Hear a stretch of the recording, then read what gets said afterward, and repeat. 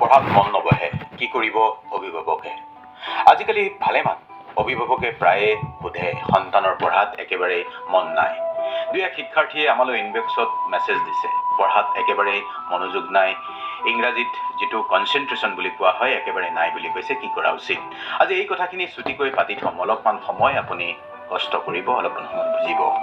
এই কথাটোৰ সমস্যাটো কি জানে কিছু সংখ্যক ল'ৰা ছোৱালীৰ আজিকালি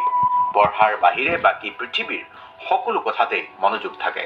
100% কনসেন্ট্ৰেশন থাকে যেতিয়া সিনেমা চাই গেম খেলে ভিডিও গেম এইবোৰ কথাত কিন্তু মনোযোগ ঠিকই থাকে কিন্তু পঢ়াত কিয় মন নবহে কথাটো হল পঢ়াত ৰাপ নাই পঢ়াত মনোযোগ নাই পঢ়া কথাখিনিত মনোযোগ ধৰি ৰাখিব পৰাকৈ আমেজ পোৱা নাই ইন্টাৰেষ্ট পোৱা নাই বাকি কথাত সম্পূৰ্ণ মনোযোগ দিব পাৰিছে মানে মনোযোগ দিব পৰা মানসিক শক্তি পূৰ্ণ উদ্যমে আছে কেৱল মাত্ৰ পঢ়া কথাখিনি উপভোগ্য কৰি তুলিব পৰা নাই এতিয়া কেনেকৈ পঢ়া কথাখিনি উপভোগ্য কৰি তুলিব 25টা টিপছ আজি দিম অভিভাৱকেও এই টিপছ কেইটাৰ 10টাও যদি কাৰ্যকৰী কৰে তেনেহলে সন্তানৰ পঢ়াত মনোযোগ কনসেন্ট্ৰেশন আহিবই নম্বৰ 1 যিবোৰ অধ্যায় পঢ়িলে অলপ ভাল লাগে তেনে অধ্যায়েৰে পঢ়া শুনা আৰম্ভ কৰক অৰ্থাৎ পঢ়ি ভাল লগা বিষয় বাছি লৈ প্ৰথমে পঢ়াত বহক নম্বৰ 2 একেলেথাৰিয়ে পঢ়ি নাথাকিব একেটা বিষয় অৰ্থাৎ পঢ়ি থাকোতে এঘণ্টা যদি গণিত এঘণ্টা বিজ্ঞান বা ইংৰাজী পঢ়িব নম্বৰ 3 প্ৰতিটো বিষয় বা অধ্যায় পঢ়োতে মাজতে এটা সৰু বিৰতি ল'ব 2 মিনিট পাকঘৰলৈ গৈ আহিব পাৰে অলপমান পানী বা চাহ খাব আকৌ পঢ়াত বহিব নম্বৰ 4 পঢ়া বিষয়বোৰ সৰু সৰু ভাগত ভগাই ল'ব প্ৰথম ভাগটো ক্লিয়াৰ হোৱাৰ পিছতহে দ্বিতীয় ভাগটো পঢ়িব অৰ্থাৎ এটাৰ পিছত আনটো বিষয় ক্লিয়াৰ কৰিব নম্বৰ 5 কোনো বিষয় বুজাত অসুবিধা হলে সহপাঠী বা শিক্ষকক সুধি খুদুৱনি দূৰ কৰি ল'ব অৰ্থাৎ পঢ়োতে সদায় বুজি যাব মুখস্থ বিদ্যাত নিৰ্ভৰশীল নহব নম্বৰ 6 পঢ়া স্থানৰ ঠিকঠাক পৰিৱেশ ল'ব পৰিৱেশ পৰিষ্কাৰ পৰিচ্ছন্নতাত জোৰ দিব খুব সোনকালে পঢ়াত মনোযোগ আহিব নম্বৰ 7 আজি 6-7 ঘণ্টা পঢ়িম বুলি কেতিয়াও নবহিব টাৰ্গেট এনেকৈ কৰিব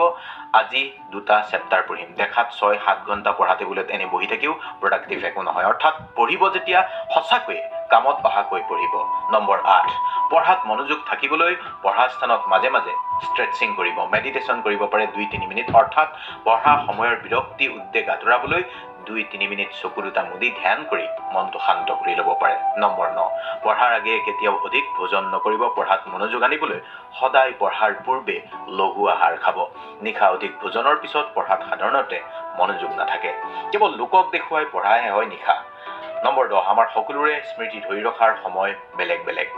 কোনোবাই নিশা পঢ়ি মনত ৰাখে কোনোবাই আকৌ পুৱাই পঢ়ি মনোযোগ দিব পাৰে গতিকে আপোনাৰ প্ৰডাক্টিভ সময় কোনখিনি সেইখিনি বাছি লওক আৰু সেইমতে পঢ়াত জোৰ দিব নম্বৰ 11 পঢ়া আৰম্ভ কৰাৰ পূৰ্বে প্ৰয়োজনীয় বস্তুবোৰ গোটাই ল'ব প্ৰয়োজনীয় কিতাপ কলমৰ পৰা পানীৰ বটললৈকে পঢ়া আৰম্ভ কৰাৰ সময়তে যিবোৰ প্ৰয়োজনীয় বস্তু থাকে একেলগত গোটাই লৈ পঢ়া আৰম্ভ কৰিলে ডিস্ট্ৰেকশন কম হয় নম্বৰ 12 ডিস্ট্ৰেকশনৰ কথা কৈছো পঢ়া টেবুলত অন্য কোনো ডিস্ট্ৰেকশন নাৰাখিব মোবাইল ফোন ম্যাগাজিন পেপাৰ সকলোবোৰ আঁতৰাই থব সৰু ল'ৰা ছোৱালীয়ে যাতে পঢ়া টেবুলত পুতলা বা খেলনা সামগ্ৰী নাৰাখে সেইটো অভিভাৱকে গুৰুত্ব দিয়া উচিত নম্বৰ 13 পঢ়া সময়ত সদায় পাৰ্সোনেল নোট ব্যৱহাৰ কৰিব যিবোৰ তথ্য মনত ৰখাৰ প্ৰয়োজন আছে এখন টুকা বহীত লিখি গৈ থাকিব যাতে আপুনি বিচনাত শুৱাৰ পূৰ্বে আকৌ এবাৰ ৰিভাইজ কৰিব পাৰে নম্বৰ 14 পঢ়াত মনোযোগ আনিবলৈ প্ৰয়োজনীয় টোপনিত জোৰ দিব অতি কমেও 7 পৰা 9 ঘণ্টা টোপনি হলেহে মগজুৰ কগনিটিভ ফাংচন ভাল হয় কগনিটিভ ফাংচন মানে মগজুৰ বোধ শক্তি বা গ্ৰহণ কৰাৰ শক্তি বা স্মৃতি ধৰি ৰখাৰ শক্তি নম্বৰ 15 পঢ়াত মনোযোগ বঢ়াবলৈ দিনটোৰ কোনোবাটো সময়ত অলপ খোজ কাঢ়িব বা লঘু ব্যায়াম কৰিব পাৰে জিমলৈ যাব নালাগে নিজে ঘৰতে খালি হাতে অলপ এক্সাৰসাইজ কৰাৰ অভ্যাস ৰাখিলে কনসেন্ট্ৰেশন বাঢ়ে নম্বৰ 16 ফলাফলৰ কথা চিন্তা নকৰি উদ্বেগমুক্ত হৈ পঢ়িব লাগে অৰ্থাৎ ফলাফল যিয়েই নহওক কিয় পঢ়া কথাখিনি কামত লাগিব আৰু শিক্ষাৰ্থী হিচাপে পঢ়াটোৱে ধৰ্ম আৰু কৰ্ম সেই কথাটো হিচাপ ৰাখি পঢ়িব লাগে নম্বৰ 17 নিজৰ লক্ষ্য আৰু উদ্দেশ্যৰ কথা মনত ৰাখি পঢ়িব লাগে জীৱনৰ লক্ষ্যত উপনীত হ'বলৈ পঢ়াৰ যে গত্যন্তৰ নাই সেই কথাটো মনত ধাৰণ কৰি ল'ব পাৰিলে পঢ়াত মনোযোগ দিবলৈ সুবিধা হয়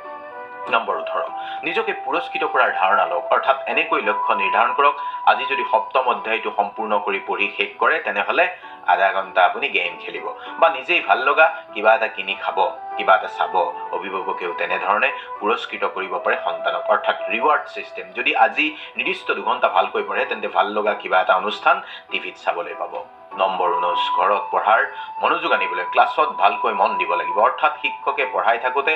ভালকৈ শুনিব লাগিব, এখন নোটবুকত কথাবোৰ লিখি যাব লাগিব, বুজি নাপালে লগে লগে প্ৰশ্ন সুধি নুবুজা বিষয়সমূহ ক্লিয়াৰ হৈ ল'ব লাগিব। নম্বৰ 20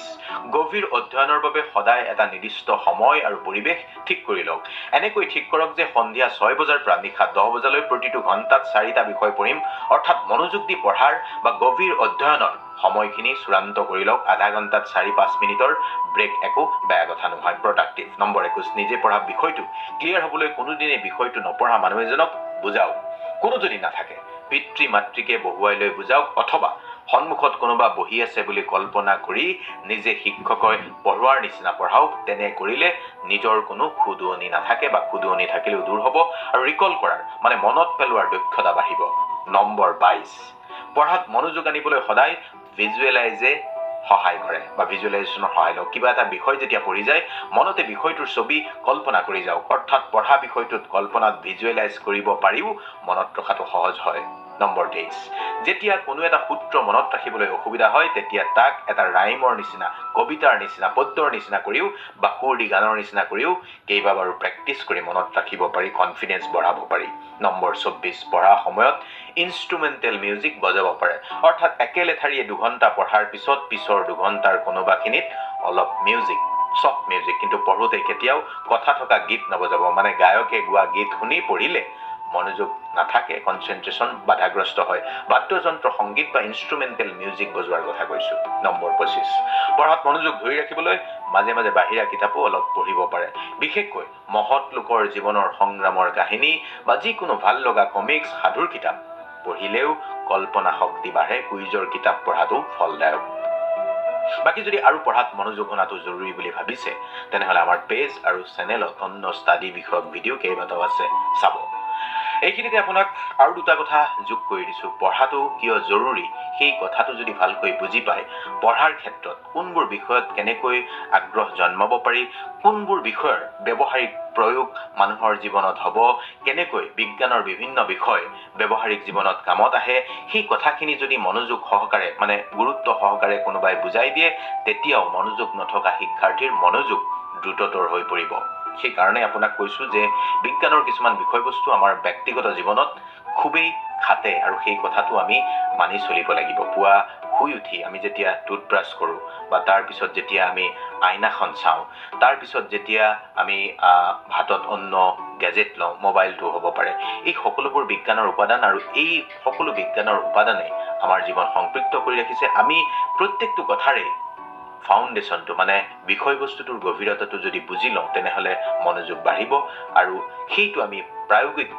জীৱনত, ব্যৱহাৰিক জীৱনত ক'ত খটুৱাম সেইটো যদি আমি বুজি লওঁ তেতিয়া আপুনি মনোযোগ আহিব। বাকী আপোনাৰ ভাল হওক, ভালকৈ ল'ৰা ছোৱালীয়ে পঢ়াওক, সন্তানো